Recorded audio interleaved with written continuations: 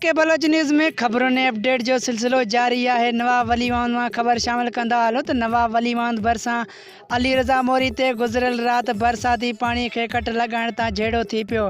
जंहिंमें एक पुलिस एहलकार ग़ुलाम शबीर गबोल शहीद थी वियो। खबर मूजिब इंतज़ामिया ऐं ॻोठाणनि जे विच थियल झेड़े दौरान शहीद पुलिस कांस्टेबल ग़ुलाम शबीर गबोल जी आख़िरी रस्मूं पूरी करण लाइ पुलिस एजाज़ सां ॻोठ गुलबेग गबोल लॻ काज़ी अहमद में अदा कई वई, जंहिंमें DCIG शहीद बेनज़ीराबाद इरफान बलोच ऐं SSP अमीर सऊद मक्सी, DC आमिर हुसैन पांवर ऐं केतिरी सियासी समाजी अॻुवाणनि शिरकत कई। ज़ुल्फ़कार गबोल जी रिपोर्ट मुताबिक़ नवाब वली महमद भरिसां अली रज़ा मोरीअ ते गुज़रियल रात बरसाती पानी के कट लगाइण तां झेड़ो थी पियो, जंहिंमें पुलिस एहलकार ग़ुलाम शबीर शहीद थी वियो। ख़बर मूजिब इंतज़ामिया ऐं ॻोठाणनि जे विच थियल